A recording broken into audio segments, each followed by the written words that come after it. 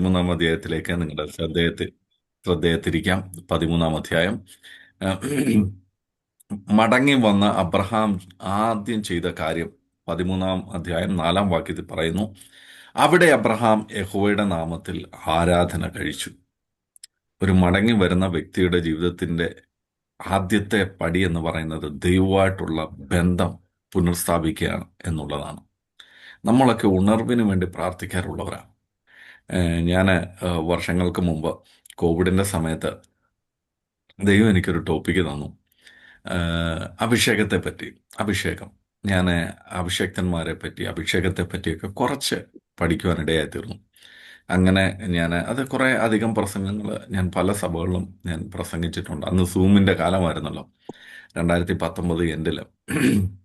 ഞാൻ കോവിഡൊക്കെ അടിച്ചിരുന്ന സമയത്ത്, പ്രാർത്ഥനയിലായിരുന്ന സമയത്ത് ദൈവം എന്നെ പഠിപ്പിച്ചൊരു കാര്യമാണ്. അന്ന് ഞാൻ കേട്ട ഒരു വാക്കാണ്, ഒരു ഉണർവ് വ്യാപരിക്കണമെങ്കിൽ, അല്ലെങ്കിൽ ഉണർവിന്റെ ആദ്യ പടി എന്ന് പറയുന്നത് ദൈവവും മനുഷ്യനുമായിട്ടുള്ള ബന്ധം പുനഃസ്ഥാപിക്കലാണ്. രണ്ടാമത്തെ പടി എന്ന് പറയുന്നത്, ഒന്ന് ദൈവവും മനുഷ്യനുമായിട്ടുള്ള ബന്ധം, രണ്ട് മനുഷ്യനും മനുഷ്യനുമായിട്ടുള്ള ബന്ധം പുനഃസ്ഥാപിക്കണം. അങ്ങനെയുള്ളൊരു സ്ഥലത്ത് മാത്രമേ ദൈവപ്രവൃത്തി വെളിപ്പെടത്തുള്ളൂ. ഞാൻ പറയുന്നത് നിങ്ങൾ ശരിക്ക് കേട്ടു എന്ന് ഞാൻ വിശ്വസിക്കുക. ഒന്ന്, ദൈവവും നമ്മളുമായിട്ടുള്ള ബന്ധം. രണ്ട്, നമ്മളും മറ്റുള്ളവരുമായിട്ടുള്ള ബന്ധം. ദൈവമായിട്ടുള്ള ബന്ധം പുനഃസ്ഥാപിക്കാൻ ഭയങ്കര ഈസിയാണ്. ഭയങ്കര ഈസിയാണെന്ന് പറഞ്ഞാൽ, ദൈവസന്നിധി വന്നിരുന്ന് ചിലവർ ഒരു ഉപവാസമൊക്കെ എടുത്ത് പ്രാർത്ഥിക്കും, ചിലവർ വന്നിരുന്ന് ഒന്ന് കരഞ്ഞ് പ്രാർത്ഥിക്കും. എങ്ങനെ വേണേലും നമുക്ക് പ്രാർത്ഥിച്ച് ദൈവമായിട്ടുള്ള ബന്ധം, ദൈവത്തോട് പറയാൻ, കർത്താവേ ഇനി ഞാൻ ചെയ്യത്തില്ല, ക്ഷമിക്കണമേ, ഞാൻ ഇനി അത് ചെയ്തോളാം ഇത് ചെയ്തോളാം എന്നൊക്കെ പറഞ്ഞാൽ ദൈവം മനസ്സിലുള്ളവനാ, കരുണയുള്ളവനാ. ആത്മാർത്ഥതയോടെ പ്രാർത്ഥിക്കുന്നെങ്കിൽ ദൈവം ആ പ്രാർത്ഥന കേട്ട് റിസ്റ്റോർ ചെയ്യും. പക്ഷെ മനുഷ്യനുമായിട്ടുള്ള കാര്യമോ, അത് ഇച്ചിരി പാടാ. അത് ഇച്ചിരി പാടാ. കാര്യം, ഒരാളോട് ക്ഷമ പറയണമെങ്കിൽ അത് പറയാൻ നമ്മളെ കൊണ്ട് അത്രയ്ക്ക് അങ്ങോട്ട് പറ്റത്തില്ല. എന്തെങ്കിലും വിട്ടുകൊടുക്കണമെങ്കിൽ അതൊരു ഇച്ചിരി ബുദ്ധിമുട്ടാണ്. നമ്മുടെ ഈഗോ ഒക്കെ ചിലപ്പം അത് സമ്മതിക്കത്തില്ല. ഒരുപക്ഷെ ഭാര്യയോടായിരിക്കാം, ഭർത്താവിനോടായിരിക്കാം, കുഞ്ഞുങ്ങളോടായിരിക്കാം, കൂട്ടുസഹോദരങ്ങളോടായിരിക്കാം, പാസ്റ്ററോടായിരിക്കാം. ഇതൊക്കെ നമ്മളെ എന്ത് ചെയ്യത്തില്ല, സമ്മതിക്കത്തില്ല. അപ്പൊ എന്നെ കേൾക്കുന്നവരെ, ദൈവത്താൽ നാം അനുഗ്രഹിക്കപ്പെടണമെങ്കിൽ നാം അറിഞ്ഞിരിക്കേണ്ട കാര്യങ്ങളിലൊന്നാണ്, തമ്മിലുള്ള ബന്ധം എപ്പോഴും നല്ലതായിരിക്കണം. അതാണ് നമ്മൾ അബ്രഹാമിൽ നിന്ന് ഇന്ന് പഠിക്കാൻ പോകുന്നത്. നമുക്ക് വായിക്കാം. 13-ാം അധ്യായം 4-ാം വാക്യത്തിൽ നമ്മൾ കണ്ടു, അബ്രഹാം ദൈവത്തെ ആരാധിച്ചു. അതിനുശേഷം 5ഉം 6ഉം 7ഉം വാക്യങ്ങൾ. 13-ാം അധ്യായം 5ഉം 6ഉം 7ഉം വാക്യങ്ങൾ. അബ്രഹാമിനോട് കൂടെ വന്ന ലോത്തിനും ആടുമാടുകളും കൂടാരങ്ങളും ഉണ്ടായിരുന്നു.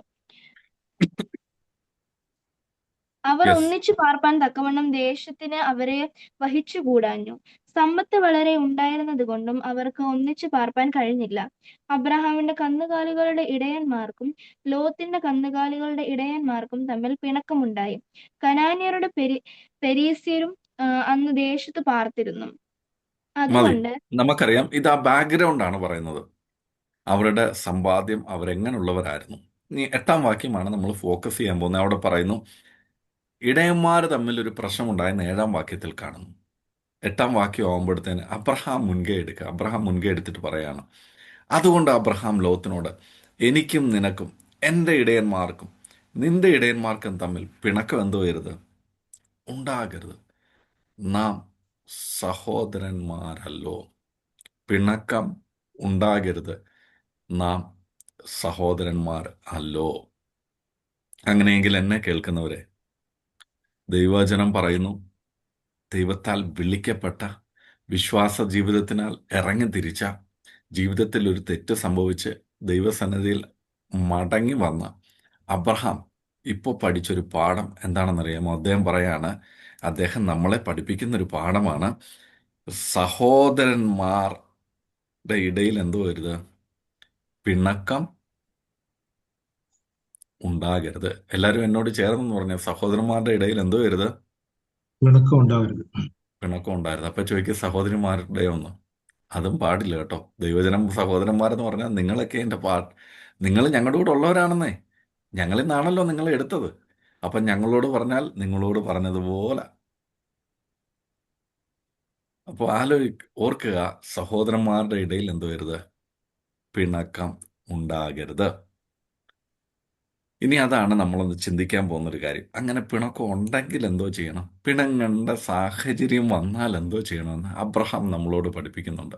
ഇന്നത്തെ ഒരു ക്ലാസ് ശരിക്കും ഒരു ആത്മീക പക്വതയുള്ള ഒരാൾക്ക്, അല്ലെങ്കിൽ ദൈവത്തിൽ പൂർണ്ണമായി വിശ്വസിക്കുന്ന ഒരാൾക്ക് അതിൻ്റെ അർത്ഥത്തിൽ മനസ്സിലാക്കാൻ പറ്റത്തുള്ളൂ.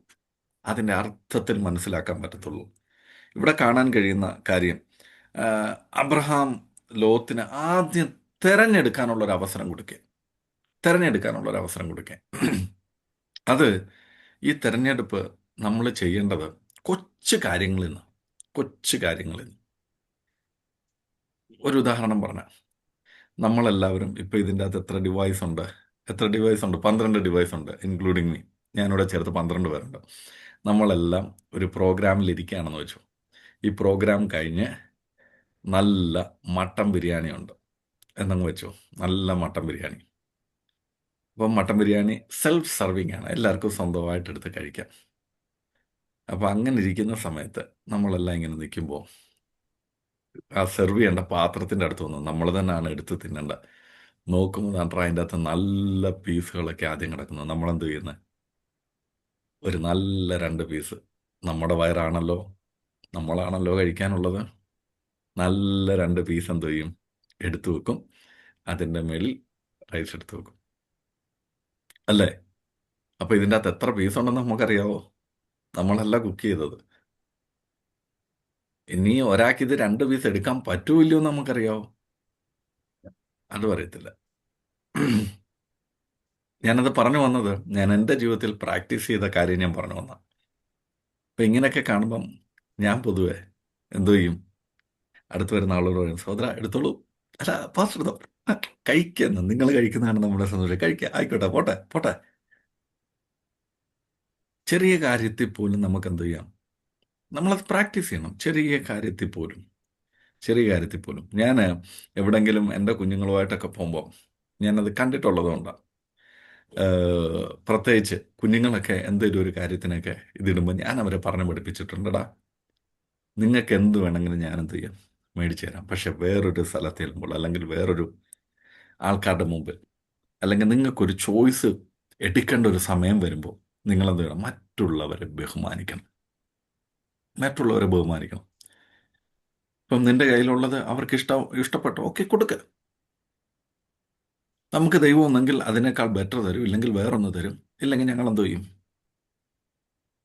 ചെറുതിൽ നിന്ന് നമ്മൾ തുടങ്ങേണ്ട ഒരു കാര്യമാണ്. ചെറിയതിൽ നിന്ന്. നമ്മൾ അബ്രഹാമിൻ്റെ മക്കളാണ്. നമ്മൾ പഠിച്ചില്ലെങ്കിൽ പിന്നെ ആര് പഠിക്കണം? നമ്മൾ പഠിപ്പിച്ചില്ലെങ്കിൽ പിന്നെ ആര് പഠിപ്പിക്കണം? നമ്മുടെ പിതാവിനെ പറ്റി പറയുന്നവൻ വിശ്വാസികളുടെ പിതാവാണെന്ന്. നമ്മുടെ പേരെന്താ? വിശ്വാസികൾ. അപ്പം അപ്പൻ്റെ സ്വഭാവം നമ്മൾ കാണിക്കണമല്ലോ. ഇപ്പം ഇവിടെ പറയുകയാണ്, സഹോദരന്മാർ തമ്മിൽ പിണങ്ങരുത്. അപ്പൊ പിണങ്ങാനുള്ള അവസ്ഥ ആദ്യം വന്നത് എവിടുന്ന? ഒരു തിരഞ്ഞെടുപ്പിന്റെ മുമ്പ് വന്നപ്പോൾ. ഒരു തിരഞ്ഞെടുപ്പിന്റെ മുമ്പിൽ വന്നപ്പോൾ. അപ്പോൾ ഓർക്കുക, നമ്മുടെ ഓരോ തിരഞ്ഞെടുപ്പിന്റെ മുമ്പിലും നമുക്ക് എന്തോ ഉണ്ടാകാൻ പറ്റും? പിണക്കം ഉണ്ടാക്കാൻ പറ്റും. ഉണ്ടാകും. ഉണ്ടാകാൻ സാഹചര്യമുണ്ട്. വാക്കിലൂടെ ആവട്ടെ, പ്രവൃത്തിയിലൂടെ ആവട്ടെ, മറ്റു പലതിലൂടെ ആകട്ടെ, നമ്മുടെ ജീവിതത്തിൽ അങ്ങനെ വരാൻ ചാൻസ് ഉണ്ട്. ഇവിടെ അബ്രഹാം ആർക്കാണ് ആദ്യം ചോയ്സ് കൊടുത്തത്? ലോത്തിന് ചോയ്സ് കൊടുക്കാൻ. എന്തുകൊണ്ടാണ് അങ്ങനെ കൊടുക്കാൻ കാരണം എന്ന് ചോദിച്ചാൽ, ഒന്ന്, കലഹം ഒഴിവാക്കി സമാധാനം നിലനിർത്താൻ ആരാഗ്രഹിച്ചു? അബ്രഹാം ആഗ്രഹിച്ചു. അപ്പോൾ ഒരു ദൈവ പൈതൽ, അബ്രഹാമിൻ്റെ മക്കളായ നമ്മൾ, വിശ്വാസത്തിൽ ജീവിക്കാൻ ഇറങ്ങിത്തിരിച്ച നമ്മൾ, ഒന്നാമതായി നാം കാണേണ്ടത് ഇങ്ങനെയുള്ളൊരു സിറ്റുവേഷൻ, ഒരു പിണക്കത്തിൻ്റെ, ഒരു കലഹത്തിൻ്റെ ഒരു സാഹചര്യം നമ്മുടെ മുമ്പിൽ വരുവാണെങ്കിൽ നാം ആദ്യം ചിന്തിക്കേണ്ട, ഒന്നാമതായിട്ട് നമ്മുടെ മനസ്സിൽ വരേണ്ട ഒരു കാര്യം എന്താണെന്നറിയാമോ? നമ്മൾ സഹോദരന്മാരാണ്, നമ്മുടെ ഇടയിൽ പിണക്കം പാടില്ല. അത് പറയുന്നതാരാ? അബ്രഹാം. അതിനുവേണ്ടി അബ്രഹാം മുൻകൈ എടുത്തിട്ട് അബ്രഹാം സെലക്ട് ചെയ്യാനുള്ള, തിരഞ്ഞെടുക്കാനുള്ള അവകാശം ലോത്തിന് കൊടുക്കുക. അതിൻ്റെ അകത്തൊന്നും താൻ പറഞ്ഞില്ല. പറയുകയാണ് നീ ഇടത്തോട്ടെങ്കിൽ ഞാൻ വലത്തോട്ട്, നിന്റെ ചോയ്സ്. അതിൻ്റെ കാരണം എന്താണെന്ന് ചോദിച്ചാൽ, ഒന്ന്, കലഹം ഒഴിവാക്കി സമാധാനം നിർത്താൻ താൻ ആഗ്രഹിച്ചു. താൻ ആഗ്രഹിച്ചു. സങ്കീർത്തനക്കാരൻ പറയുന്നൊരു കാര്യമുണ്ട്, ഇതാ സഹോദരന്മാർ ഒത്തൊരുമിച്ച് വസിക്കുന്നത് എത്ര ശുഭവും എത്ര മനോഹരമാകും. നമുക്കറിയാവുന്നൊരു വാക്കാണ്. 133 സങ്കീർത്തനത്തിൽ പറയുന്നൊരു വാക്കാണ്, 1-ാം വാക്യം. ഇങ്ങനെയൊക്കെ ഒരു മനോഹരമായൊരവസ്ഥ, അല്ലെങ്കിൽ മനോഹരമായൊരു കുടുംബം, അല്ലെങ്കിൽ മനോഹരമായ സഹോദര്യ ബന്ധം, ഭാര്യ-ഭർത്തൃ ബന്ധം, അല്ലെങ്കിൽ ഒരു സഭ വേണമെങ്കിൽ നമ്മൾ ആദ്യം മനസ്സിൽ വെക്കേണ്ട ഒരു കാര്യമുണ്ട്, നമ്മുടെ ഇടയിൽ എന്തോ ഇല്ല, പിണക്കം പാടില്ല. അങ്ങനെ പിണക്കം വരേണ്ട അവസ്ഥകളുടെ മധ്യത്തിൽ നമുക്ക് എന്ത് ചെയ്യാൻ പറ്റും? നമുക്കൊന്ന് പുറകിലോട്ട് മാറി നിന്നിട്ട് അവസരം മറ്റുള്ളവർക്ക് കൊടുക്കാം. അവസരം മറ്റുള്ളവർക്ക് കൊടുക്കാം. ഞാൻ ഇപ്പോഴും എൻ്റെ മനസ്സിലുള്ളൊരു കാര്യം, വർഷങ്ങൾക്ക് മുമ്പ് ഞാനൊരു സഭയിൽ അസിസ്റ്റന്റ് പാസ്റ്ററായിട്ട് ഇരുന്ന സമയത്ത് അവിടെ സ്പോർട്സ് ഉണ്ട്, പലതരത്തിലുള്ള കാര്യം, ഒരുപാട് യങ് ആൾക്കാരെ, ബാംഗ്ലൂരിലാണ് ചർച്ച്, യങ്ങായിട്ടുള്ള ആൾക്കാരാണ്. അത് ഞാൻ എൻ്റെ അനുഭവത്തിന് പഠിച്ചൊരു കാര്യമാണ്. അപ്പം ഓരോ ഗ്രൂപ്പായിട്ട് തിരിഞ്ഞ് ഗെയിംസ് ഉണ്ട്, ബൈബിൾ ക്യൂസ് ഉണ്ട്, അങ്ങനെ ഏജ് ബേസിൽ ഏറ്റവും ലാസ്റ്റ് പ്രൈസ് വന്നു കഴിഞ്ഞപ്പോഴത്തേന് ഏറ്റവും കൂടുതൽ പ്രൈസ് കിട്ടിയ പാസ്റ്റർ ഫാമിലിക്ക്, പാസ്റ്റർ അമ്മാമ്മയ്ക്ക് എല്ലാത്തിനും ഒന്നാം സമ്മാനം, പ്രസംഗത്തിൽ 1-ാം സമ്മാനം, ബൈബിൾ വായിച്ചതിന് 1-ാം സമ്മാനം, ബൈബിൾ ക്യൂസിന് 1-ാം സമ്മാനം, പാസ്റ്റർ മക്കൾക്ക് പ്രസംഗത്തിൽ 1-ാം സമ്മാനം. അത് മനഃപൂർവ്വം ആരും ഇട്ടതല്ല. ജഡ്ജസ് വന്നത് വേറെ SABC ബൈബിൾ കോളേജിൽ നിന്നുള്ള പിള്ളേരെ അന്ന് ജഡ്ജസായിട്ട് ഞങ്ങൾ വിളിച്ചിരിക്കുക. അവർക്ക് ഇത് വിവരാരാന്നൊന്നും ആർക്കും അറിയത്തില്ല. കാര്യം പാസ്റ്റർ അമ്മാമ്മയ്ക്ക് പ്രസംഗിക്കാൻ നല്ല കഴിവാണ്, പാടാൻ നല്ല കഴിവാണ്, വാക്യങ്ങൾ എടുത്ത് വായിക്കാൻ നല്ല കഴിവാണ്. അപ്പോൾ പുള്ളിക്കാരി എടുത്ത് വായിച്ചു. ബാക്കിയുള്ള വിശ്വാസികളൊക്കെ ഇതാക്കുന്നതിനേക്കാൾ മുമ്പ് പുള്ളിക്കാരി വായിച്ചു. ഇതായപ്പോഴത്തേന് ചിലവർക്കൊക്കെ ചെറിയൊരു വിഷമം, ചെറിയൊരു വിഷമം കണ്ടോ, അത് എൻ്റെ ചെവിയിലും എത്തി. അപ്പം ഞാൻ അവിടുത്തെ അസിസ്റ്റൻ്റ് പാസ്റ്റർ ഇതിൻ്റെയൊക്കെ കോർഡിനേറ്ററാണ്. അടുത്ത പ്രാവശ്യം പ്രോഗ്രാം വരുന്നതിന് മുമ്പ് ഞാൻ അനുഗ്രഹീതനായ ദേവദാസൻ, അദ്ദേഹം എൻ്റെ മെൻറ്ററാണ്, ഞാൻ അദ്ദേഹത്തോട് പറഞ്ഞു, ഞാൻ വീട്ടിൽ ചെന്നിട്ട് ഞാൻ ഇങ്ങനെ പ്രോഗ്രാമൊക്കെ ചെയ്തുകൊണ്ടിരിക്കും, ഞാൻ പറഞ്ഞു, പാസ്റ്റങ്ങളെ ഞാനൊരു കാര്യം പറഞ്ഞാൽ എങ്ങനെ എടുക്കുമെന്ന് എനിക്കറിയത്തില്ല, പക്ഷേ ഈ പ്രാവശ്യം നമ്മൾ ആരും ഇതിൻ്റെ അകത്ത് പങ്കെടുക്കരുത്, പ്രത്യേകിച്ച് നമ്മുടെ ഫാമിലി മെമ്പേഴ്സ്, ആൻറ്റിയും കുഞ്ഞുങ്ങളൊക്കെ. അപ്പം ആൻറ്റി ചോദിച്ചു, അതെന്താ അങ്ങനെ, അപ്പം ഞങ്ങളുടെ കുഞ്ഞുങ്ങൾക്ക് പങ്കെടുക്കണ്ടേ എന്ന് ചോദിച്ചു. അപ്പം ഞാൻ പറഞ്ഞു, ഇങ്ങനൊരു കാര്യം ഉണ്ടായിരുന്നു, ഇങ്ങനൊരു കാര്യം ഉണ്ടായിരുന്നു. നമ്മൾ മൂലം വേറൊരാൾക്കും തോന്നരുത് ഒരു വിഷമം ഉണ്ടായിരുന്നു. നമുക്കറിയാം നമ്മൾ ടാലൻറ്റഡ് ആണ്, ആൻറ്റിയാണ് പാസ്റ്റർ വായിക്കുന്ന വാക്യം എല്ലാം എടുത്ത് എപ്പോഴും വായിക്കുന്നത്. അപ്പം ആൻറ്റിക്ക് ബൈബിൾ റെഫറൻസ് എടുത്ത് വായിക്കാൻ അറിയാമെന്ന് വേറൊരാളെ തെളിയിക്കേണ്ട കാര്യമുണ്ടോ? ഇല്ല, ഞങ്ങൾക്കെല്ലാം അറിയാം. ആൻറ്റി മത്സരിച്ച് ആൻറ്റിക്ക് കിട്ടുമെന്ന് ഞങ്ങൾക്കറിയാം. പക്ഷെ നമുക്ക് വേറെ എന്ത് ചെയ്യാം? വേറെ ആൾക്കാർക്ക്. ഈ പറയുന്ന കോർഡിനേറ്ററായ ഞാൻ ബൈബിൾ കോളേജ് പഠിച്ച ഒരാളാണ്. എന്നോട് പ്രസംഗിക്കാൻ പറയുന്നെങ്കിൽ ഞാൻ ഒരുപക്ഷെ പ്രസംഗിച്ചേനെ. പക്ഷെ ഞാനത് അന്ന് അതിൽ നിന്ന് മാറി നിന്നു. അന്ന് ഞാൻ പഠിച്ചൊരു കാര്യമാണ്, പലപ്പോഴും നമ്മുടെ ജീവിതത്തിൽ നമ്മൾ വലുതെന്ന് വിചാരിക്കുന്ന കാര്യത്തിലല്ല പ്രശ്നങ്ങൾ വന്നു തുടങ്ങുന്നത്, ചെറുതായിട്ടുള്ള ചെറുതായിട്ടുള്ള അങ്ങനെയുള്ള അവസരങ്ങൾ നമ്മൾ മറ്റുള്ളവർക്ക് അവസരങ്ങൾ കൊടുക്കാം, മറ്റുള്ളവർക്ക് നമ്മൾ ചോയ്സ് കൊടുക്കാം. ഇവിടെ അബ്രഹാം ചെയ്തതാണ്. അബ്രഹാം പറയുകയാണ്, നമ്മൾ സഹോദരന്മാരാണ്, നമ്മുടെ ഇടയിൽ എന്തോ ചെയ്തു, പിണക്കം ഉണ്ടായിരുന്നു, നമ്മുടെ ഇടയിൽ കലഹം ഉണ്ടായിരുന്നു. അബ്രഹാം ഒന്നാമതായി കലഹം ഒഴിവാക്കി സമാധാനം നിലനിർത്താൻ എന്തോ ചെയ്തു, പരിശ്രമിച്ചു. അപ്പോൾ അങ്ങനെയെങ്കിൽ എന്നെ കേൾക്കുന്നവരെ, ഇന്ന് മുതൽ നമ്മുടെ ജീവിതത്തിൽ നാം പ്രാക്ടീസ് ചെയ്യേണ്ട ഒരു കാര്യമുണ്ട്. എവിടെയൊക്കെ പിണക്കത്തിൻ്റെ അവസ്ഥ വരുന്നോ, അത് കുടുംബത്തിലായിക്കൊള്ളട്ടെ, സഭയിലായിക്കൊള്ളട്ടെ, കൂട്ടുകാരുടെ ഇടയിലായിക്കൊള്ളട്ടെ, അബ്രഹാമിൻ്റെ കാര്യം ഓർക്കുക. എന്തോർക്കണം? നമ്മൾ സഹോദരന്മാരല്ലോ, നമ്മുടെ ഇടയിൽ പിണക്കം പാടില്ല. നമ്മൾ സഹോദരന്മാരല്ലോ, നമ്മുടെ ഇടയിൽ പിണക്കം പാടില്ല. നമ്മൾ സഹോദരന്മാരല്ലോ, നമ്മുടെ ഇടയിൽ പിണക്കം ഉണ്ടാകരുത്. ഈ റോമാലേഖനം 12-ാം അധ്യായം 18-ാം വാക്യം ഇപ്രകാരമാണ് പറയുന്നത്, നിങ്ങളാൽ കഴിയുന്നിടത്തോളം നിങ്ങൾ എന്തോ ചെയ്യണം? ഒന്ന് വായിക്കാമോ? റോമാലേഖനം 12-ാം അധ്യായം 18-ാം വാക്യം.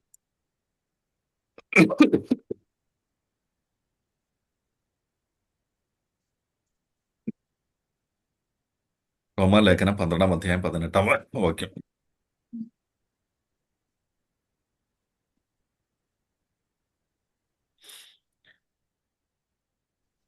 കഴിയുമെങ്കിൽ നിങ്ങളാൽ ആവോളം സകല മനുഷ്യനോട് സമാധാനമായിരിപ്പീൻ. ദൈവജനം പറയാണ്, കഴിയുമെങ്കിൽ, കഴിയുന്നിടത്തോളം, കഴിയുമെങ്കിൽ എന്നല്ല, കഴിയുന്നിടത്തോളം എന്നാണ് അത് ആ വാക്ക്. കഴിയുന്നിടത്തോളം നമ്മൾ എന്ത് ചെയ്യണം? സകല മനുഷ്യരോടും സമാധാനം. അതിൻ്റെ മേളിൽ പറയുന്നത് നന്മയ്ക്ക് പകരം തിന്മ ചെയ്യരുത്. അതിനുശേഷം പറയുന്ന വാക്കം, പ്രതികാരം ചെയ്യാതെ ദൈവകോപത്തിന് ഇടം കൊടുപ്പി. അപ്പൊ സമാധാനമായിട്ട് ഇരുന്ന് കഴിഞ്ഞാൽ ഉള്ളൊരു പ്രശ്നം, ഗുണം എന്ന് പറഞ്ഞാൽ അടുത്ത വാക്ക് പറയുകയാണ്, ദൈവകോപത്തിന് നമ്മൾ എന്ത് ചെയ്യണം? ദൈവത്തിന് ഇടം കൊടുക്കണം. ദൈവം അത് ഡീൽ ചെയ്തു. ദൈവം അത് ഡീൽ ചെയ്തു. അത് തന്നെയാണ് നമ്മൾ ഈ ലോകത്തിൻ്റെ കാര്യത്തിലും നമുക്ക് കാണാം. അപ്പം ഇന്ന് നമ്മൾ അബ്രഹാമിൽ നിന്ന് പഠിക്കുന്ന, അബ്രഹാം നമ്മളെ പഠിപ്പിക്കുന്ന ഒരു കാര്യമാണ്, നമ്മൾ സഹോദരന്മാരാണ്, നമ്മുടെ ഇടയിൽ പിണക്കം ഉണ്ടാകരുത്. ദൈവവചനം നമ്മളോട് പറയുന്നു, സഹോദരന്മാർ ഒത്തൊരുമിച്ച് വസിക്കുന്നത് ശുഭമാണ്, അത് മനോഹരമാണ്, അത് അനുഗ്രഹമാണ്. അവിടെ അഹരോന്റെ താടിയിലേക്ക് ഒഴുകുന്നത് പോലെ ദൈവത്തിൻ്റെ അഭിഷേകത്തിൻ്റെ ശക്തി, അല്ലെങ്കിൽ അഭിഷേക തൈലം എന്തു ചെയ്യും? ഒഴുകും. അവിടെ സുഗന്ധം ഉണ്ടാകും, അവിടെ അനുഗ്രഹം ഉണ്ടാകും. അവർ യഹോവയാൽ അനുഗ്രഹിക്കപ്പെടും എന്ന് 133-ാം സങ്കീർത്തനം പറയുന്നു. പിന്നെ നമ്മൾ കണ്ടൊരു വാക്യമുണ്ട്, നിങ്ങൾ ആവോളം, കഴിയുന്നിടത്തോളം സമാധാനം എന്തു ചെയ്യണം? ആചരിക്കണം. രണ്ടാമത്, അബ്രഹാം ഇങ്ങനൊരു ചോയ്സ് എന്തുകൊണ്ടായിരിക്കും ലോത്തിന് കൊടുക്കാൻ കാര്യം ചോദിച്ചാൽ നമുക്ക് കാണാൻ കഴിയുന്ന, ദൈവത്തിന്റെ വാഗ്ദത്തത്തിൽ പൂർണ്ണ വിശ്വാസം ആർക്കുണ്ടായിരുന്നു? അബ്രഹാമിനുണ്ടായിരുന്നു. കാര്യം എന്നെ വിളിച്ചത് ദൈവമാണെന്നും, നമ്മൾ അബ്രഹാമിന്റെ 7 അനുഗ്രഹങ്ങളെ പറ്റിയൊക്കെ നിങ്ങൾ മറന്നു പോയിട്ടില്ലല്ലോ. എന്നെ അനുഗ്രഹിച്ചത് ദൈവമാണെന്നും പൂർണ്ണ ഉറപ്പുള്ളവന് അപ്പം മറ്റുള്ളവരെ, അവരുടെ അവസ്ഥകളെ എന്തു ചെയ്യത്തില്ല, നോക്കേണ്ട കാര്യമില്ല. ദൈവം ദേശം തനിക്ക് നൽകുമെന്ന് ദൈവം അബ്രഹാമിനോട് കൽപ്പിച്ചിട്ടുണ്ട്. അതിനാൽ എൻ്റെ ഇഷ്ടമല്ല, ദൈവത്തിന്റെ ഇഷ്ടം. അതുകൊണ്ടാണ് അബ്രഹാം പറയുന്നത്, നീ ഇടത്തോട്ടെങ്കിൽ ഞാൻ വലത്തോട്ട് പോയിക്കൊള്ളാം, നീ ഇടത്തോട്ടെങ്കിൽ ഞാൻ വലത്തോട്ട് പോയിക്കൊള്ളാം. കാര്യം 12-ാം അധ്യായത്തിന്റെ 7-ാം വാക്യത്തിൽ ദൈവം അബ്രഹാമിനോട് വാഗ്ദത്തം ചെയ്യുകയാണ്, ഈ ദേശം ഞാൻ എന്തു ചെയ്യും? നിനക്ക് തരും. ദൈവം തരുമെന്ന് പറഞ്ഞൊരു ദേശം നമ്മുടെ കയ്യിൽ നിന്ന് മറ്റൊരാൾക്കും എടുത്തു മാറ്റാൻ കഴിയത്തില്ല, അല്ലെങ്കിൽ തട്ടിയെടുക്കാൻ കഴിയത്തില്ല. ദൈവത്തിന്റെ അനുഗ്രഹങ്ങൾ അങ്ങനെ. ഒരു നിമിഷത്തേക്കിന് നമുക്ക് തോന്നും, ഇതൊക്കെ പോയല്ലോ, അയ്യോ എൻ്റെ പ്രാർത്ഥന വെറുതെ ആയി പോയല്ലോ, എൻ്റെ അവസ്ഥ ഇങ്ങനെ ആയി പോയല്ലോ. ഇല്ല, അവൻ വാക്ക് മാറാൻ മനുഷ്യനല്ല, അവൻ ദൈവമാണ്. അവൻ അനുദപിക്കത്തില്ല, കള്ളത്തരം പറയത്തില്ല. അവൻ വാഗ്ദത്തങ്ങളിൽ വിശ്വസ്തന. ദൈവത്തിന്റെ വാഗ്ദത്തങ്ങൾ പൂർണ്ണ വിശ്വാസം അബ്രഹാമിനുണ്ടായിരുന്നു. എബ്രായ ലേഖനം 11-ാം അധ്യായത്തിൽ അബ്രഹാമിനെ പറ്റി പറയുന്നൊരു കാര്യമാണ്, നമ്മൾ വായിച്ചിട്ടുള്ള വാക്യമാണ്. എബ്രായ ലേഖനം 11-ാം അധ്യായം. അവിടെ ഇപ്രകാരമാണ് കാണാൻ കഴിയുന്നത്. എബ്രായർ 11-ാം അധ്യായം 8 മുതലുള്ള വാക്യങ്ങളാണ്. അവിടെ ഇപ്രകാരം പറയുന്നു, വിശ്വാസത്താൽ അബ്രഹാം തനിക്ക് അവകാശമായി കിട്ടുവാനിരിക്കുന്ന ദേശത്തേക്ക് യാത്ര ചെയ്യാൻ വിളിക്കപ്പെട്ടാറ് അനുസരിച്ച് എവിടേക്ക് പോകുന്നു എന്നറിയാതെ പുറപ്പെട്ടൊരു മനുഷ്യനാണ്. വാഗ്ദത്തത്താൽ അവൻ വാഗ്ദത്ത ദേശത്ത് അന്യദേശത്ത് എന്നതുപോലെ പാർത്തു. കണ്ടോ, തൻ്റെ വിശ്വാസത്തെ പറ്റി, താൻ എടുത്ത സ്റ്റെപ്പിനെയൊക്കെ പറ്റി പറയുക. അതുകൊണ്ടാണ് സദർശവാക്യത്തിൽ ജ്ഞാനികളുടെ ജ്ഞാനിയായ ശലോമോൻ എഴുതി വെച്ചിരിക്കുന്ന, പൂർണ്ണ ഹൃദയത്തോടെ യഹോവയിൽ ആശ്രയിക്കാൻ. സ്വന്തം വിവേകത്തിൽ ഊന്നരുത്, സ്വന്തമായിട്ടൊരു ഡിസിഷൻ എടുക്കരുത്. ദൈവത്തിൽ ആശ്രയിച്ച് അബ്രഹാം നമ്മളെ പഠിപ്പിക്കുന്ന ഒരു കാര്യമുണ്ട്.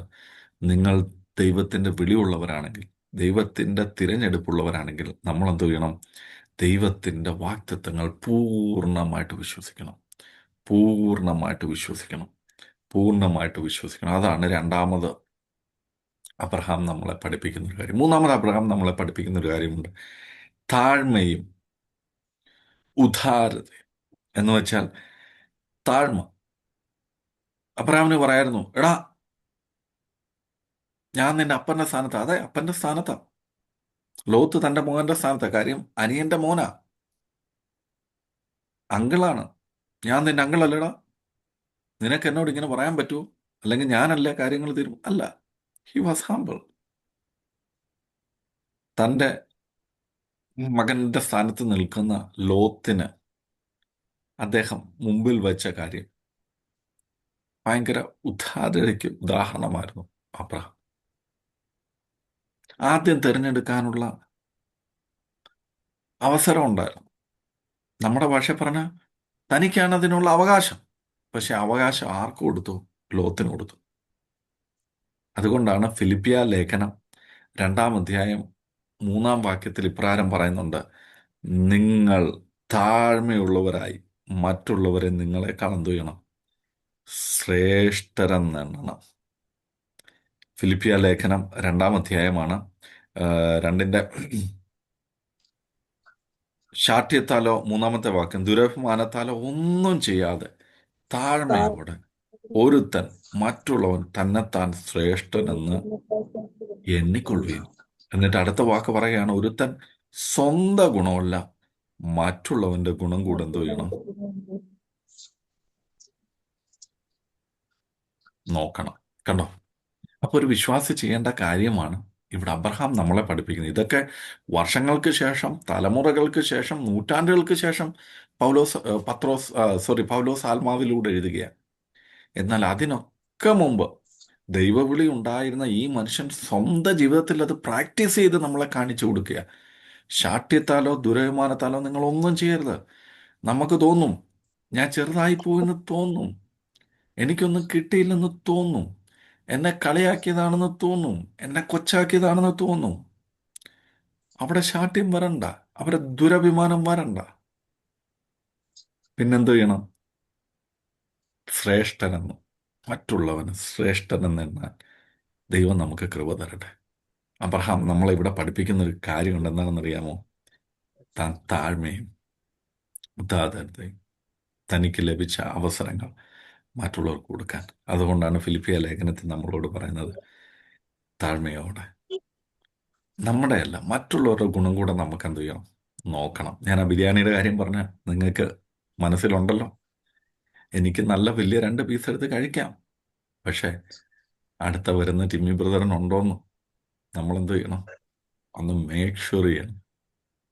മേക്ക് ഷുവർ ആണ്. അവസാനം വന്നിട്ട് അയ്യോ ബ്രദറെ ഞാൻ അറിഞ്ഞില്ല എന്ന് പറയുന്നതിനേക്കാൾ നല്ലതല്ലേ? നമുക്ക് കിട്ടിയില്ലെങ്കിൽ ഇല്ലെന്നേ ഉള്ളന്നേ. നമുക്ക് കിട്ടിയില്ലെങ്കിൽ ഇല്ലെന്നേ ഉള്ളൂ.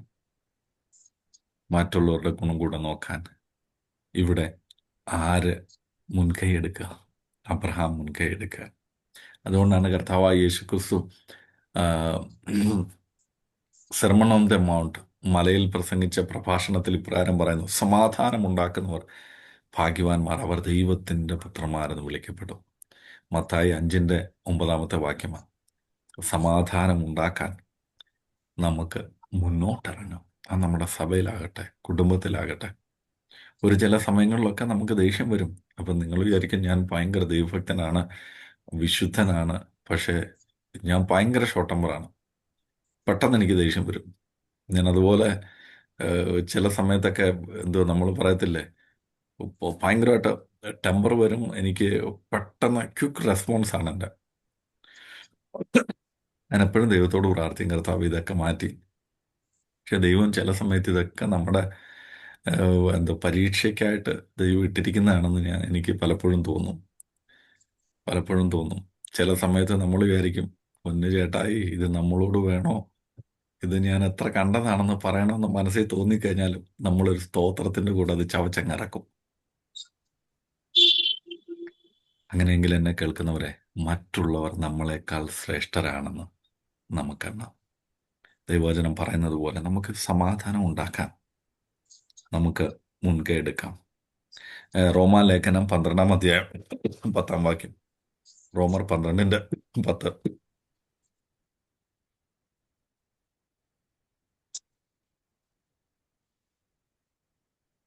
സഹോദര പ്രീതിയിൽ തമ്മിൽ തമ്മിൽ സായിപ്പുണ്ട്, ബഹുമാനിക്കുന്നതിൽ അന്യോന്യം മുന്നിട്ട് കൊള്ളുക.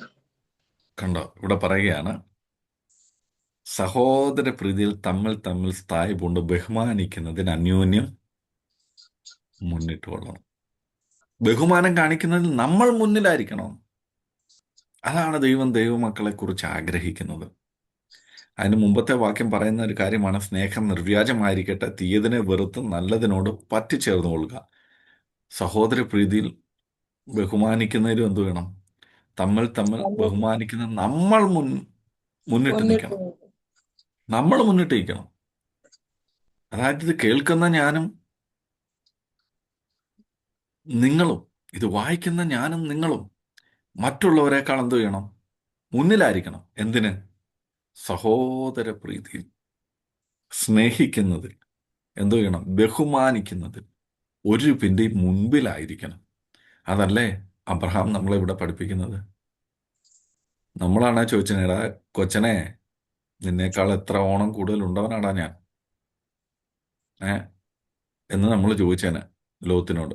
പക്ഷെ അബ്രഹാം അങ്ങനെ ചോദിച്ചില്ല. അബ്രഹാം പറയണം, മോനെ, നമ്മൾ സഹോദരന്മാരാ, നമ്മുടെ നടുവിൽ പിണക്കം ഉണ്ടാകരുത്. ആ വാക്ക് നിങ്ങൾ ശ്രദ്ധിച്ചോ, പിണക്കം ഉണ്ടാകരുത്. എന്നിട്ട് പറയണം, നീ നിന്റെ ഇഷ്ടം പോലെ ചെയ്തോ, എന്താന്ന് വെച്ചാൽ ചെയ്തോ മോനെ. സഹോദര പ്രീതിയിൽ മുന്നിട്ട് നിൽക്കുന്ന, ബഹുമാനത്തിൽ മുന്നിട്ട് നിൽക്കുന്ന, താഴ്മയിൽ തന്നേക്കാൾ ശ്രേഷ്ഠനെന്ന് എണ്ണുന്ന അബ്രഹാം. അബ്രഹാം നാലാമതായ അബ്രഹാമിൽ നിന്ന് നമ്മൾ പഠിക്കുന്ന ഒരു പാഠമാണ്, ലോക കാഴ്ചയല്ല, ദൈവത്തിൻ്റെ പദ്ധതിയാണ്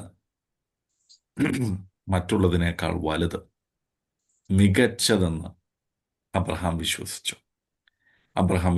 നമുക്കറിയാം, ലോത്ത് സൊദോം ഗൊമോറ ദൈവത്തിൻ്റെ തോട്ടം പോലെയും ഈജിപ്തിനെ പോലെ ഇരുന്ന നല്ലൊരു ദേശം, കാണാൻ നല്ലത്, ഭംഗിയുള്ളത്, താമസിക്കാൻ എന്തുകൊണ്ടും നല്ലൊരു ദേശം തിരഞ്ഞെടുത്തു. പക്ഷെ അബ്രഹാം അതല്ല.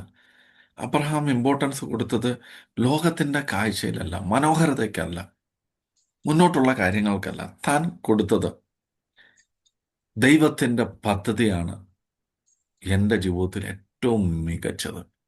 ഇംഗ്ലീഷിലൊരു വേർഡ് ഇപ്രകാരമുണ്ട്, give the best, leave your choice with Lord, he will give you the best. നിങ്ങളുടെ തിരഞ്ഞെടുക്കാനുള്ള അവകാശം നിങ്ങൾ ദൈവത്തിന് കൊടുത്താൽ ദൈവം ഏറ്റവും നല്ലത് നിങ്ങൾക്ക് വേണ്ടി തിരഞ്ഞെടുക്കും. Leave your choice with Lord, he will give you the best. ദൈവം അത് നിങ്ങൾക്ക് വേണ്ടി തിരഞ്ഞെടുത്ത്. നമുക്കറിയത്തില്ല അതിൻ്റെ വരുംവഴായികൾ എന്തായിരിക്കുമെന്ന്. നമുക്കറിയത്തില്ല അടുത്ത ചുവട് എന്തായിരിക്കുമെന്ന്. നമ്മൾ ദൈവത്തിൽ വിശ്വസിച്ചുകൊണ്ടാണല്ലോ ചെയ്യുന്നത്. അങ്ങനെയെങ്കിൽ ഇതും ദൈവത്തിന് കൊടുക്കാം, ഈ അവസരവും ദൈവത്തിന് കൊടുക്കാം. ദൈവം നോക്കുന്നത് പുറമേ ഉള്ളതല്ല. നമുക്കറിയാം, ദാവീദിനെ അഭിഷേകം ചെയ്യാൻ വേണ്ടി ശമൂവേൽ വരുന്ന ഒരവസരമുണ്ട്. 1 ശമൂവേലിന്റെ പുസ്തകം 16-ാം അധ്യായത്തിൽ അത് പറയുന്നത്. അവിടെ വരുമ്പോൾ ഇഷായിയുടെ പുത്രന്മാരെ ഒരാളെ വിളിച്ചു, രണ്ടാമത്തെ ആളെ വിളിച്ചു. അങ്ങനെ ഓരോരുത്തരെ കൊണ്ടുവരുമ്പോൾ ഇതായിരിക്കുമെന്ന് വിചാരിച്ച് ശമൂവേൽ ചാടി എഴുന്നേൽക്കുമ്പോൾ ദൈവം പറയുന്നൊരു കാര്യമുണ്ട്, മനുഷ്യൻ പുറമേ ഉള്ളത് നോക്കുന്നു, യഹോവയോ ഹൃദയം നോക്കുന്നു. 1 ശമൂവേലിന്റെ പുസ്തകം 16-ാം അധ്യായം 7-ാം വാക്യം. ഒരു മനുഷ്യൻ തൻ്റെ ഹൃദയത്തിൽ അവൻ ലോത്ത് എന്താ ചിന്തിച്ചതെന്ന് ദൈവത്തിനറിയാം. പക്ഷെ അബ്രഹാം എന്താ ചിന്തിച്ചതെന്നും കാണുന്നൊരു ദൈവം അവിടെ ഉണ്ടായിരുന്നു. കാണുന്നൊരു ദൈവം. കാര്യം നമ്മൾ വിശ്വാസികളാണ്. ദൈവവചനം നമ്മളെ പഠിപ്പിക്കുന്ന ഒരു കാര്യമുണ്ട്. 2 കൊരിന്ത്യർ ലേഖനം 5-ാം അധ്യായം 7-ാം വാക്യം വായിക്കാമോ? 2 കൊരിന്ത്യർ 5:7.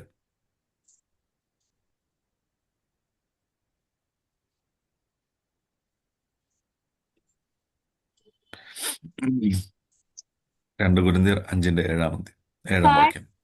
കാഴ്ചയാലല്ല വിശ്വാസത്താൽ അത്രേ ഞങ്ങൾ നടക്കുന്നത്. ഇങ്ങനെ ഞങ്ങൾ ധൈര്യപ്പെട്ട് ശരീരം വിട്ട് കർത്താവിനോട് കൂടെ വസിപ്പാൻ അധികം ഇഷ്ടപ്പെടുന്നു. അതുകൊണ്ട് മതി. Thank you. ഇവിടെ അപ്പോസ്തലനായ പൗലോസ് തൻ്റെ ജീവിതത്തിൻ്റെ അനുഭവങ്ങൾ എഴുതി വച്ചിരിക്കുമ്പോൾ പറയുകയാണ്, കാഴ്ചയാലല്ല ഞങ്ങൾ ജീവിക്കുന്നത് വിശ്വാസത്താലാണ്. അതുകൊണ്ടാണ് ദൈവവചനം പറയുന്നത്, എൻ്റെ നീതിമാൻ അവൻ വിശ്വാസത്താൽ ജീവിക്കും. ഇവിടെ അബ്രഹാം നമ്മളെ പഠിപ്പിച്ച 4 കാര്യങ്ങളാണ് ഞാൻ പറഞ്ഞത്. 4-ാമത്തെ കാര്യം പറയുന്നത്, ലോകത്തിൻ്റെ കാഴ്ചകളല്ല, ദൈവത്തിൻ്റെ പദ്ധതിയാണ് തൻ്റെ ജീവിതത്തിൽ മികച്ചത്, ഏറ്റവും നല്ലതെന്ന് അബ്രഹാം വിശ്വസിച്ചു. കാഴ്ചയാലല്ല, വിശ്വാസത്താൽ അബ്രഹാം ജീവിച്ചതായിട്ട് നമുക്ക് കാണാൻ കഴിയുന്നു. അങ്ങനെയെങ്കിൽ എന്നെ കേൾക്കുന്നവരെ, നമ്മുടെ ജീവിതത്തിൽ ഒരു തിരഞ്ഞെടുപ്പിൻ്റെ ഇത് വരുമ്പോൾ, സാഹചര്യം വരുമ്പോൾ, ഒരു പിണക്കത്തിൻ്റെ സാഹചര്യം വരുമ്പോൾ, നമ്മൾ അതിനെ എങ്ങനെ നേരിടണമെന്ന് അബ്രഹാം തൻ്റെ ജീവിതത്തിലൂടെ നമ്മളെ പഠിപ്പിച്ച 4 കാര്യങ്ങളാണ് ഞാൻ നിങ്ങളോട് പറഞ്ഞത്. അത് നമ്മളെ പഠിപ്പിക്കുന്ന ആത്മീയപാഠ ഇപ്രകാരമാണ്: സമാധാനം സ്വാർത്ഥ ലാഭത്തെക്കാൾ ശ്രേഷ്ഠതയുള്ളതാണ്. ദൈവത്തിൻ്റെ വാഗ്ദത്തങ്ങളിൽ വിശ്വസിക്കുന്നവർ അവർ ഒരിക്കലും മത്സരിക്കേണ്ട ആവശ്യമില്ല. കാര്യം ദൈവം അവരുടെ പക്ഷത്തുണ്ടെങ്കിൽ ദൈവം അവരെ സഹായിക്കും. താഴ്മതയും ഉദാരത്തെയും ദൈവം മാനിക്കുന്നു. താഴ്മയും മറ്റുള്ളവരെ സ്നേഹിപ്പാനും സഹായിപ്പാനുമുള്ള മനസ്സിന് ദൈവം മാനിക്കുന്നു. കണ്ണിന് നല്ലതായി തോന്നുന്നതെല്ലാം ദൈവഹിതമല്ല. ദൈവത്തിൽ ആശ്രയിക്കുന്നവരെ ദൈവം ഒരിക്കലും കൈവിടത്തില്ല. അവർക്ക് നല്ലൊരംശം ദൈവം കൊടുക്കുമെന്ന് അബ്രഹാം നമ്മളെ ഈ പാഠത്തിലൂടെ പഠിപ്പിക്കുക.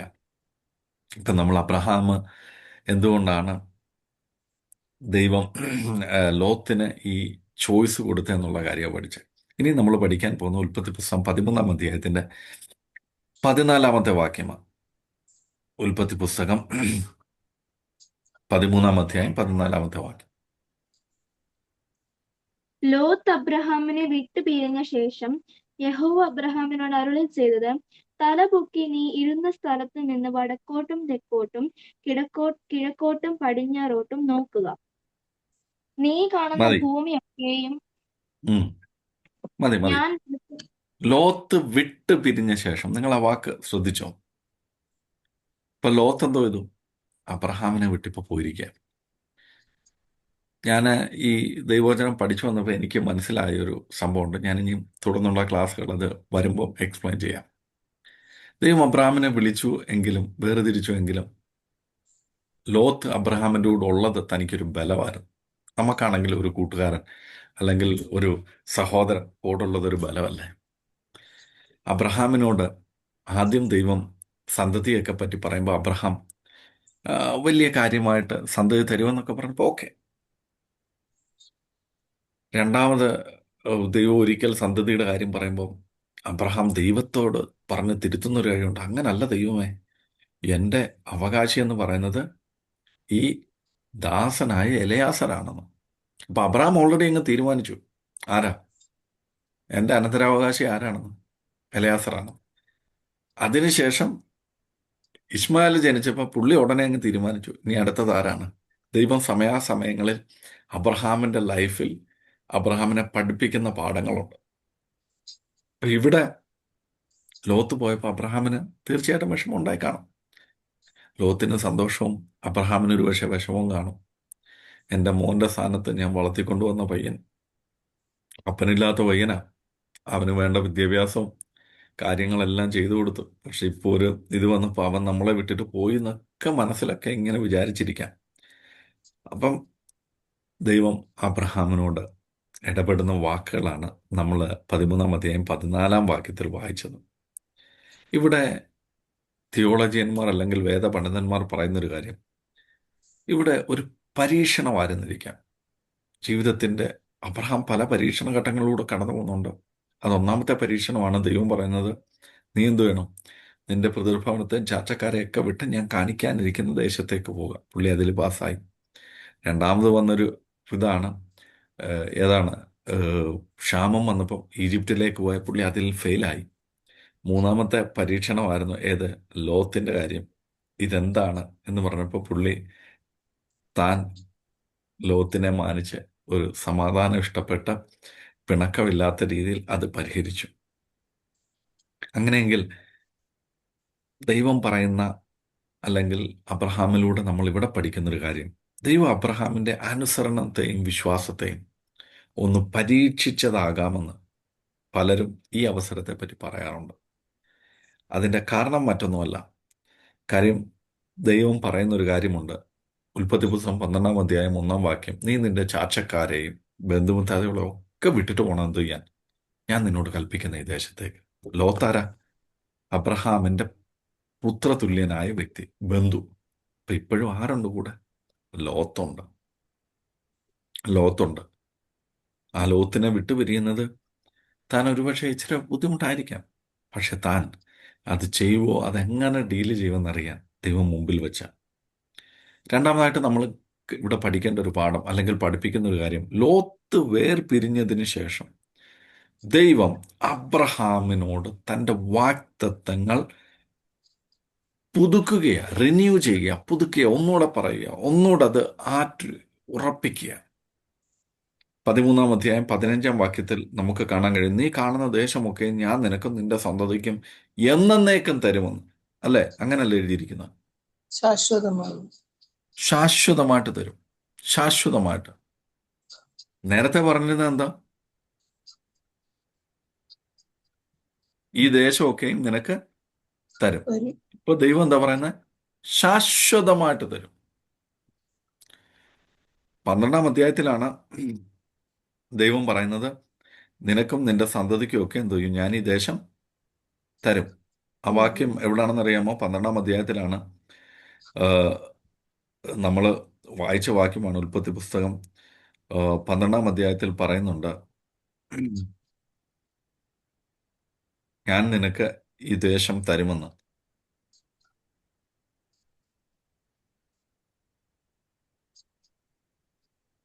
യഹോവ സോറി, അബ്രാഹാമിനോട് പ്രത്യക്ഷനായി നിന്റെ സന്തതിക്ക് ഞാൻ ഈ ദേശം കൊടുക്കുമെന്ന് അരുളി ചെയ്തു.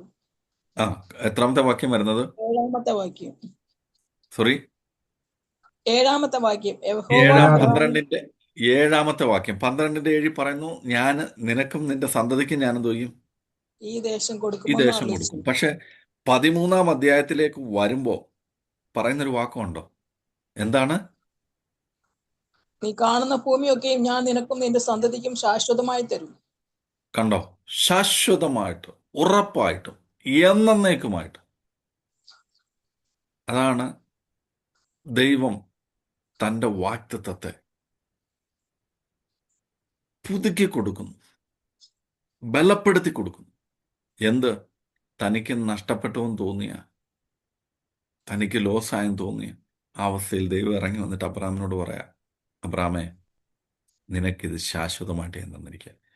നേരത്തെ തന്നിരിക്കുന്നു എന്ന് പറഞ്ഞപ്പോൾ ഇപ്പൊ ദൈവം കുറച്ചുകൂടെ ഉറപ്പിക്കുക. കണ്ടോ? അപ്പൊ ആർക്കാ നഷ്ടപ്പെട്ടത്? ആർക്കാണ് നഷ്ടം? ദൈവം തന്നെ ഇറങ്ങി വന്നിട്ട് പറയണം, ഈ സ്ഥലം ഞാൻ നിന്റെ സന്തതിക്ക് സ്ഥിരമായിട്ട്, ശാശ്വതമായി, എന്നേക്കുമായിട്ട് തരുമെന്ന് ദൈവം പറയുകയാണ്.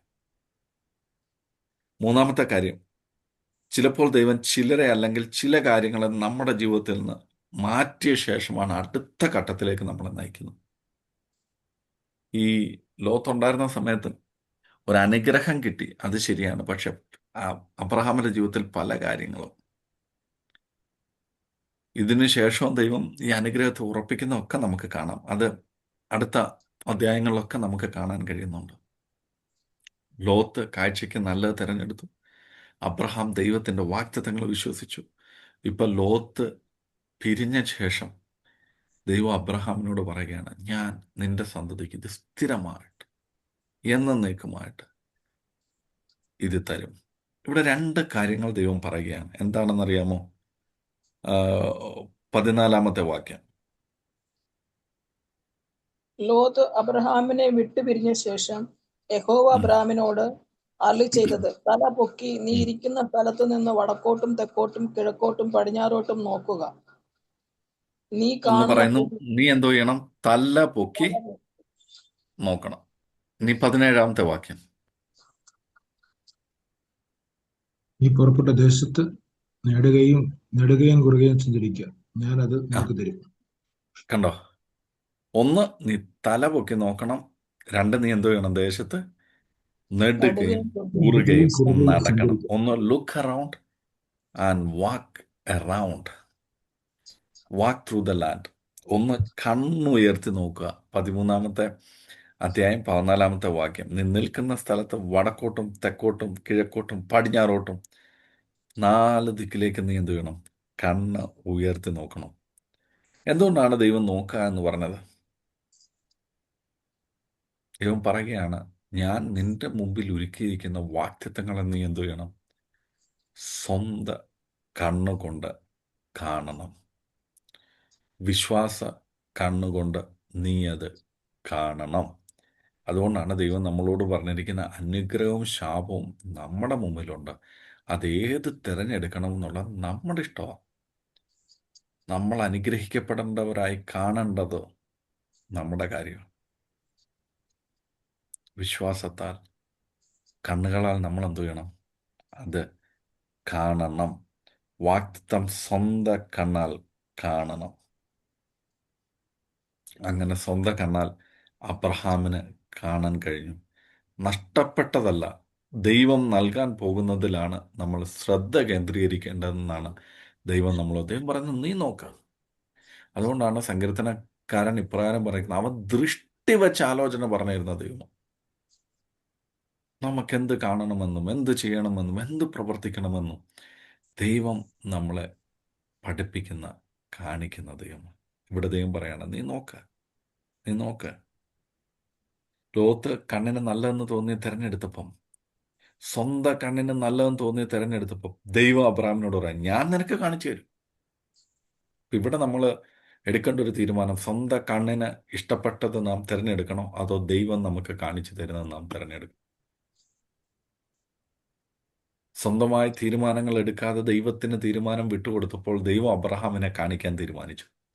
എന്നാൽ സ്വന്തമായി തീരുമാനങ്ങൾ എടുത്ത ലോത്ത് സ്വന്തം കണ്ണിന് ഇഷ്ടപ്പെട്ടത് തിരഞ്ഞെടുത്തപ്പോൾ ദൈവം അബ്രഹാമിനോട് പറയാം, മോനെ നീ നോക്ക്, ഇതാണ് നിനക്ക്. ദൈവം പറയുകയാണ്, കാണുക. രണ്ടാമത്തെ കാര്യം പറയാണ്, നീ ദേശത്തിൻ്റെ നെടുകയും കുറുകയും നീളത്തിലും വീതിയിലും ഒക്കെ നടക്കുക. എന്തുകൊണ്ടാണ് ദൈവം നടക്കാൻ പറഞ്ഞത്? വാഗ്ദത്തം വിശ്വാസത്തോടെ നീ എന്തോ ചെയ്യണം? സ്വന്തമാക്കണം. നീ ഓരോ പ്രാവശ്യം അതിൻ്റെ മേൽ നടക്കുമ്പോഴും നീ പറയണം, ഇത് ദൈവം എന്നോട് കൽപ്പിച്ചിട്ടുള്ള, ഇത് ദൈവം എനിക്ക് തന്ന, ഇത് ദൈവം എൻ്റെ തരമുള്ളവർക്ക് സ്ഥിരമായി തരാമെന്ന് വാഗ്ദത്തം പറഞ്ഞു. യോശുവോട് ദൈവം ഇപ്രകാരം പറഞ്ഞു, യോശുവ 1-ാം അധ്യായം 3-ാം വാക്യം, നിങ്ങളുടെ കാൽ ചവിട്ടുന്ന സ്ഥലമൊക്കെയും ഞാൻ നിങ്ങൾക്ക് നൽകും. ചുരുക്കം പറഞ്ഞാൽ അബ്രഹാം കണ്ടതിൻ്റെ മേളിൽ നടന്നു. വിശ്വാസത്താൽ ദൈവം തന്നോട് കൽപ്പിച്ച കാര്യങ്ങൾ അബ്രഹാം ചെയ്തു, കണ്ടു, അതിൻ്റെ മേൽ നടന്നു. മൂന്നാമതൊരു കാര്യം ഇതിനെപ്പറ്റി പറയണമെങ്കിൽ, 1 കാണാൻ പറഞ്ഞു, കണ്ടു. 2 നടക്കാൻ പറഞ്ഞു, നടന്നു. മൂന്നാമത് ഇതിനെപ്പറ്റി പറഞ്ഞാൽ വിശദീകരിക്കേണ്ട ഒരു കാര്യം, അബ്രഹാം ദേശം മുഴുവൻ നടന്നു. അത് ദൈവത്തിൻ്റെ വാഗ്ദത്തം വിശ്വാസം പ്രകടിപ്പിക്കുന്ന പ്രവൃത്തിയിലൂടെ ഓരോ പ്രാവശ്യവും അദ്ദേഹം പറഞ്ഞു കാണും, ദൈവം എന്നോട് വാഗ്ദത്തം ചെയ്ത സ്ഥലമായത്, ഇതെൻ്റെ തലമുറകൾക്കുള്ളത്, എൻ്റെ തലമുറയോട് അനുഗ്രഹിക്കപ്പെടും. ദൈവം എന്നോട് വാഗ്ദത്തം ചെയ്തിട്ടുണ്ട്. അതുകൊണ്ടാണ് യാക്കോബിൻ്റെ ലേഖനത്തിൽ ഇപ്രകാരം പറഞ്ഞ, പ്രവൃത്തിയില്ലാത്ത വിശ്വാസം മരിച്ചതാകും. അങ്ങനെയെങ്കിൽ ഇന്നു രാത്രി എന്നെ കേൾക്കുന്നവരെ, നമുക്ക് ദൈവത്തിൽ വിശ്വസിക്കാം. ദൈവം നമുക്കായി ഒരുക്കിയിരിക്കുന്ന വാഗ്ദത്ത വിശ്വാസ കണ്ണുകളെ നമുക്ക് കാണാൻ ശ്രമിക്കാം. പോയതിനെക്കുറിച്ച് നിരാശപ്പെടേണ്ട. നമ്മുടെ ജീവിതത്തിൽ വന്ന തെറ്റുകളെയും കുറ്റങ്ങളെയും ഒക്കെ നമുക്ക് ദൈവത്തോട് ഏറ്റുപറയാം. എന്നിട്ട് ദൈവത്തോട് പറയാം, കർത്താവേ, കഴിഞ്ഞ ദിവസങ്ങളിലൊക്കെ ഇങ്ങനെ സംഭവിച്ചു. ചോയ്സ്, ഒരു തിരഞ്ഞെടുപ്പിൻ്റെ അവസ്ഥ വന്നപ്പോൾ അങ്ങയ്ക്ക് ഇമ്പോർട്ടൻസ് എനിക്ക് കൊടുക്കാൻ പറ്റിയില്ല. ഞാനെപ്പോഴും സ്വന്തം കാര്യം നോക്കി, എൻ്റെ ഭാര്യയുടെ, എൻ്റെ കുഞ്ഞുങ്ങളുടെ, എൻ്റെ അവസ്ഥയാണ് ഞാൻ നോക്കിയത്. മറ്റുള്ളവരുടെ ഗുണം ഞാൻ നോക്കിയില്ല. എന്നോടങ്ങ് ക്ഷമിക്കണം. പക്ഷേ എനിക്കറിയാം, അങ്ങ് എൻ്റെ കൂടെ ഉണ്ടെങ്കിൽ അങ്ങനെ അനുഗ്രഹിക്കാൻ. Hallelujah, hallelujah, hallelujah, hallelujah. ഞാൻ എപ്പോഴും ആൾക്കാരെയൊക്കെ എൻകറേജ് ചെയ്യുമ്പോൾ പലരും ജോലിയുടെ കാര്യത്തിനൊക്കെ പ്രാർത്ഥിക്കാനും മറ്റുള്ള കാര്യത്തിനൊക്കെ പറയുമ്പോൾ ഞാൻ അവരോട് പറയാവുന്നൊരു കാര്യമാണ്, ഒരു MBA കഴിഞ്ഞൊരു വ്യക്തി ഒരു കമ്പനിയുടെ മാനേജറായെന്ന് പറഞ്ഞാൽ വലിയ അതിശയോക്തിയൊന്നുമില്ല, അല്ലേ? കാര്യം MBAക്കാരന് ഒരു കമ്പനിയൊക്കെ നടത്താനുള്ള. പക്ഷേ 10-ാം ക്ലാസ് ജയിക്കാത്തൊരു പുള്ളി ഒരു കമ്പനിയുടെ മാനേജറായെന്ന് പറഞ്ഞാലോ, ഇവൻ എങ്ങനെ ആയെന്ന് നമ്മൾ ചിന്തിക്കും. അവിടെയാണ് ദൈവപ്രവൃത്തി വരുന്നത്. ഒന്നുമില്ലാത്ത, സാധ്യതകളില്ലാത്ത സ്ഥലത്ത് ദൈവത്തിന് നമ്മളെ ഉയർത്താൻ കഴിയും. നല്ലൊരു ദേശമല്ല അബ്രഹാം താമസിക്കുന്നത്. അങ്ങനെയായിരുന്നെങ്കിൽ ലോത്ത് അത് തിരഞ്ഞെടുത്തേനെ. പക്ഷെ ഒന്നുമില്ലാത്ത ആ സ്ഥലത്തെ അനുഗ്രഹിച്ച് തൻ്റെ സന്തതികൾക്ക് കൊടുക്കാൻ കഴിയുന്ന ഒരു ദൈവം അബ്രഹാമിൻ്റെ കൂടെ ഉണ്ടെന്ന് മനസ്സിലാക്കി അബ്രഹാം പറയുകയാണ്, ഞാൻ കാഴ്ചയാലല്ല, ഞാൻ ജീവിക്കുന്ന വിശ്വാസത്താലാണ്. ഇപ്പം ദൈവം പറയുകയാണ്, നീ ഈ സ്ഥലത്തെ നീ എന്തോ ചെയ്യും? ചുറ്റും നീ നോക്കുക, നിന്റെ വിശ്വാസ കണ്ണാൽ കാണുക. നിന്റെ വിശ്വാസത്തോടെ നീ മുന്നോട്ട് പോ, വിശ്വാസത്തോടെ നീ നടക്ക്, വിശ്വാസത്തോടെ നീ പ്രവർത്തിക്കുക, വിശ്വാസത്തോടെ നീ ചെയ്, വിശ്വാസത്തോടെ നീ അവകാശമാക്ക്. ദൈവം അബ്രഹാമിനെ നോക്കുക എന്ന് പറയുന്ന ഒരു ദർശനം നൽകി. വിശ്വാസത്തോടെ വാഗ്ദത്തത്തിൽ വിശ്വാസത്തോടെ നടക്കാൻ ദൈവം അബ്രഹാമിനെ പഠിപ്പിക്കുക. ക്രിസ്തീയ ജീവിതത്തിലും ഇതുപോലെ ദൈവം നമുക്കൊരു ദർശനം നൽകും. ദൈവം നമ്മളോട് പറയും, ഞാൻ നിന്നെ അനുഗ്രഹിക്കാം. അനുഗ്രഹിക്കാമെന്ന് പറഞ്ഞാൽ നമ്മൾ പിന്നെ ദൈവം പറഞ്ഞ വാക്ക് കേട്ടോണ്ട് നമ്മളങ്ങ് അനുഗ്രഹിക്കപ്പെടാൻ അങ്ങ് പുറപ്പെടും. എനിക്കിപ്പോഴും ഓർമ്മയുള്ളത് എൻ്റെ ഒരു സുഹൃത്ത്, ഒരു ബന്ധക്കോസ്കാരനായ ഒരു സുഹൃത്ത്, ഒരിക്കൽ ഞാനും അദ്ദേഹവും ഒരു ട്രാഫിക് സിഗ്നലിൽ ഇങ്ങനെ നിൽക്കുമ്പോഴും ഒരു നല്ലൊരു വണ്ടി വന്നു. അപ്പം അദ്ദേഹം പറഞ്ഞു, പാസ്റ്ററെ, ബ്രദറെ, ഞാൻ ആ വണ്ടി മേടിക്കും. അപ്പം നമ്മുടെ അടുക്കൊക്കെ ഒരാൾ പറഞ്ഞു കഴിഞ്ഞാൽ പിന്നെ പുള്ളിയെ നമ്മളങ്ങ് ഹൈപ്പാക്കി കളയും.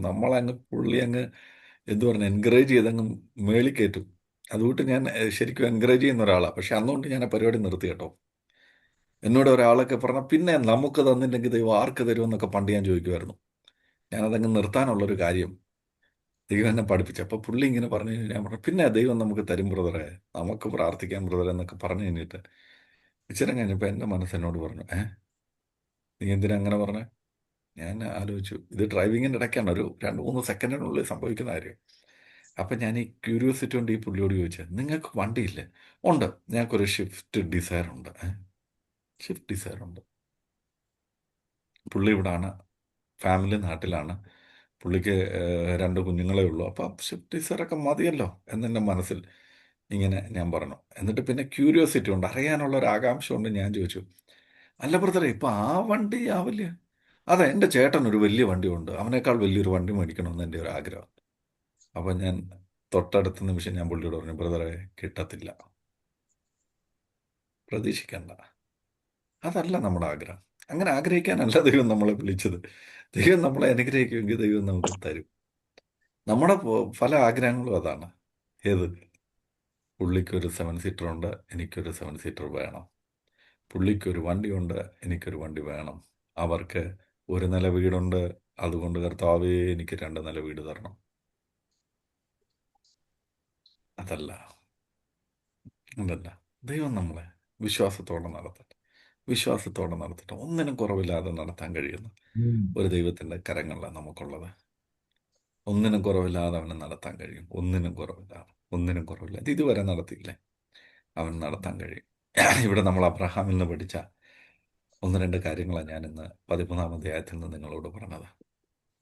മറ്റുള്ളവരെ നമ്മളെക്കാൾ ശ്രേഷ്ഠത നമുക്കെണ്ണാം. മറ്റുള്ളവരെ ബഹുമാനിക്കുന്നതിനും സ്നേഹിക്കുന്നതിനും നമുക്ക് മുൻകൈ എടുക്കാം. അവരെങ്ങനെ നമ്മളോട് ഇടപെടുന്നു എന്നുള്ളതല്ല, മറ്റുള്ളവരോട് സ്നേഹത്തോടെ, ബഹുമാനത്തോടെ, സഹോദരപ്രീതിയിൽ സമാധാനമായി ഇരിക്കാൻ നമുക്കറിയാം. ഒരുപക്ഷെ അവർക്ക് നമ്മളെ ഇഷ്ടമല്ലായിരിക്കാം, ഒരുപക്ഷെ നമ്മുടെ സാമീപ്യം അവർ ഇഷ്ടപ്പെടുന്നില്ലായിരിക്കാം, ഒരുപക്ഷെ നമ്മളെ അവരെ കൂട്ടത്തില്ലായിരിക്കാം, ഒരുപക്ഷെ നമ്മളോട് പിണക്കമായിരിക്കാം. പക്ഷെ നമുക്ക് ആരോടും പിണക്കം വേണ്ട. ദൈവം എന്നെ പഠിപ്പിച്ചൊരു കാര്യമാണ്, നിന്റെ കൂടെ ദൈവം ഉണ്ടെങ്കിൽ, നിന്നെ വിളിച്ചത് ദൈവമാണെങ്കിൽ ദൈവത്തിന് മാനിക്കാൻ കഴിയും. നീ ഇന്നായിരിക്കുന്ന സ്ഥലം വരണ്ടുണങ്ങിയതായിരിക്കാം. മറ്റുള്ളവർ കണ്ടിട്ട്, അയ്യേ, ഈ പുള്ളി എന്താ ഇത് സെലക്ട് ചെയ്തതെന്നൊരു പക്ഷെ ചോദിച്ചിരിക്കാം. അബ്രഹാമെ, നീ കാണിച്ചത് മണ്ടത്തരമാണെന്ന് പറയാൻ ഒരുപാട് പേര് കണ്ടെന്നിരിക്കാം. ഒരുപക്ഷെ കുടുംബത്തിൽ തന്നെ പലരും ചോദിച്ചു കാണും, നിങ്ങളെന്താ ഈ തെറ്റായ തീരുമാനം എടുത്തതെന്ന്. പക്ഷെ ദൈവം കൂടുള്ളവൻ പറയും, ഞാൻ ജീവിക്കുന്നത് കാഴ്ചയാലല്ല, വിശ്വാസത്താലാണ്. അടുത്തൊരു ചുവട് എനിക്ക് എന്താണെന്ന് അറിയത്തില്ല, പക്ഷെ എനിക്കൊരു കാര്യം അറിയാം, ഞാൻ വെക്കുന്ന ചുവട് എൻ്റെ ദൈവത്തിൽ ആശ്രയിച്ച് വിശ്വാസത്തോടു കൂടെ ആയിരിക്കും. ഇന്ന് എനിക്കൊന്നുമില്ലെന്ന് മറ്റുള്ളവർ പറയുമായിരിക്കാം, പക്ഷെ ഒന്നെനിക്കറിയാം, എന്നെ അനുഗ്രഹിക്കാമെന്ന് വാക്ക് പറഞ്ഞ് നിന്റെ സന്തതികൾക്ക് ഞാൻ ഈ സ്ഥലം നൽകുമെന്ന് പറഞ്ഞൊരു ദൈവം, നിന്റെ സന്തതികൾക്ക് ഞാനിത് സ്ഥിരമായി നൽകാമെന്ന് എന്നോട് വാഗ്ദത്തം ചെയ്യുന്നൊരു ദൈവമുണ്ട്. അവൻ ഇറങ്ങി വരും, അവൻ എന്നെ അനുഗ്രഹിക്കും, അവൻ എന്നെ സഹായിക്കും. ഹല്ലേലൂയ. എല്ലാവർക്കും കണ്ണുകൾ അടയ്ക്കാം, നമുക്കൊരു നിമിഷം പ്രാർത്ഥിക്കാം. നമുക്ക് ദൈവത്തോട് പറയാം, കർത്താവേ, ഞങ്ങളുടെ സാന്നിധ്യം ഇന്ന് കേട്ട ഈ വചനപ്രകാരം കർത്താവെ, അബ്രഹാമും പറഞ്ഞതുപോലെ നമ്മൾ സഹോദരങ്ങളല്ലോ, നമ്മുടെ ഇടയിൽ പിണക്കമുണ്ടാകരുത്. കർത്താവെ, ഞങ്ങളുടെ ജീവിതത്തിൽ പലപ്പോഴും പല തിരഞ്ഞെടുപ്പിൻ്റെ അവസരങ്ങളിലും ഞങ്ങളുടെ ജീവിതത്തിൽ പിണക്കം വന്നുപോയി, വിദ്വേഷം വന്നുപോയി, പക വന്നുപോയി. കർത്താവെ, പിണക്കത്തിൻ്റെ അവസ്ഥ വന്നുപോയി. അങ്ങ് ഞങ്ങളോട് ക്ഷമിക്കണം, അങ്ങ് ഞങ്ങളോട് ക്ഷമിക്കണമേ. കർത്താവെ, മറ്റുള്ളവരെ ശ്രേഷ്ഠരെന്ന് എണ്ണുവാൻ, ബഹുമാനിക്കുവാൻ, കർത്താവെ, ഹല്ലേലൂയ, ആമേൻ, താഴ്മയിലും സ്നേഹത്തിലും ആയിരിക്കാൻ, സമാധാനം ആചരിപ്പാൻ, സമാധാനം ഉണ്ടാക്കുന്നവർ ആയി ജീവിപ്പാൻ അങ്ങ് ഞങ്ങളെ സഹായിക്കണമേ. ഇന്ന് ഞങ്ങളുടെ പൂർവ്വപിതാവായ അബ്രഹാം പിതാവിൽ നിന്ന് ഞങ്ങൾ പഠിച്ച കാര്യങ്ങളാണല്ലോ ഇത് ഞങ്ങളുടെ ജീവിതത്തിൽ പ്രാവർത്തികമാക്കുവാൻ അങ്ങ് ഞങ്ങളെ സഹായിക്കണമേ. ഇന്ന് ഞങ്ങളൊന്നും അല്ലായിരിക്കാം, ഞങ്ങളുടെ ജീവിതത്തിൽ കർത്താവെ പറയത്തക്ക ഒരു നന്മയൊന്നും ഞങ്ങൾക്കില്ലായിരിക്കാം. ഞങ്ങളുടെ കുഞ്ഞുങ്ങളുടെ അവസ്ഥ, ഞങ്ങളുടെ കുടുംബത്തിൻ്റെ അവസ്ഥ, ഞങ്ങളുടെ സാമ്പത്തിക അവസ്ഥ, കർത്താവെ, ഞങ്ങളുടെ ശാരീരിക, ആത്മീയ, ഭൗതികമായ അവസ്ഥകളൊക്കെ വളരെ പരിതാപകരമായിരിക്കാം. പക്ഷെ അതിൽ നിന്നൊക്കെ ഉയർത്തുവാൻ കഴിയുന്ന ഒരു ദൈവം ഞങ്ങൾക്കുണ്ടെന്ന് ഞങ്ങൾ മനസ്സിലാക്കുന്നു. വിശ്വാസത്തോടെ ഇന്ന് ഞങ്ങളൊരു സ്റ്റെപ്പ് എടുക്കുക. അവൻ ദരിദ്രനെ കുപ്പയിൽ നിന്നും ഉയർത്തുന്ന ഒരു ദൈവമാണ് എന്ന് ഞങ്ങൾക്കറിയാം. ആ ദൈവത്തിൽ ഞങ്ങൾ വിശ്വസിക്കുന്നു. കർത്താവ്, വിശ്വാസത്തോടെ ഇന്ന് ഞങ്ങൾ ഒരു സ്റ്റെപ്പ് കൂടെ മുമ്പിലോട്ട് എടുത്തു വെക്കുക. കർത്താവ്, മറ്റുള്ളവരെ ഞങ്ങളെക്കാൾ ശ്രേഷ്ഠരെന്നെണ്ണുവാൻ, കർത്താവ്, ഒരു തിരഞ്ഞെടുപ്പിൻ്റെ ഒരു അവസ്ഥ വരുമ്പോൾ കർത്താവ്, പിണക്കം ഉണ്ടാക്കാതെ സമാധാനത്തോടെ സന്തോഷത്തോടെ കർത്താവെ അതിനെ ഡീൽ ചെയ്യുവാനുള്ള ദൈവിക കൃപയും ജ്ഞാനവും ഞങ്ങൾക്ക് നൽകണമേ. ഞങ്ങളുടെ ജീവിതത്തിൽ പലപ്പോഴും അതിനൊന്നും ഞങ്ങൾക്ക് കഴിഞ്ഞിട്ടില്ല. അങ്ങ് ഞങ്ങളോട് ക്ഷമിക്കണമേ. ജീവിതത്തിൻ്റെ ചെറുതും വലുതുമായ എല്ലാ കാര്യങ്ങളിലും കർത്താവെ ബന്ധം നിലനിർത്തുവാൻ, സാഹോദര്യ ബന്ധം, കർത്താവെ കൂട്ടുവിശ്വാസികൾ എന്നുള്ള ബന്ധം, കർത്താവെ സഭാ ശുശ്രൂഷകന് വിശ്വാസി എന്നുള്ള ബന്ധം, ഭാര്യ ഭർത്തൃ ബന്ധം, മാതാപിതാക്കൾ എന്നുള്ള നിലയിലുള്ള ബന്ധം, അതൊക്കെ കാത്തു സൂക്ഷിക്കുവാൻ ആവശ്യമാണ് ദൈവകൃപ ഞങ്ങൾക്ക് നൽകണമേ അപ്പ. സമാധാനം ആചരിപ്പാൻ കഴിയുന്നിടത്തോളം എല്ലാവരോടും സമാധാനം ആചരിപ്പാൻ അങ്ങ് ഞങ്ങളെ സഹായിക്കണം. കർത്താവെ, കേൾക്കപ്പെട്ട വചനം ഞങ്ങൾക്കും ഞങ്ങളുടെ തലമുറകൾക്കും ഇത് അനുഗ്രഹമാക്കി അങ്ങ് തീർക്കണം. അങ്ങ് ഞങ്ങളെ തിരുവചനത്തിൽ കൂടെ പഠിപ്പിക്കുന്ന ഓരോ പാഠങ്ങൾക്കായി ഞങ്ങൾ അങ്ങേക്ക് നന്ദി പറയുന്നു. സ്വർഗീയ സാന്നിധ്യം ഞങ്ങളോട് കൂടെ ഇരിക്കും, സഹായിക്കും, എല്ലാവരെയും ഒരുമിച്ച് അനുഗ്രഹിക്കും. യേശുവിൻ നാമത്തിൽ തന്നെ. ആമേൻ, ആമേൻ, ആമേൻ. ദൈവം എല്ലാവരെയും ധാരാളമായിട്ട് അനുഗ്രഹിക്കട്ടെ. അടുത്ത ആഴ്ച നമുക്ക് വീണ്ടും കാണാം. Thank you very much. Praise the Lord.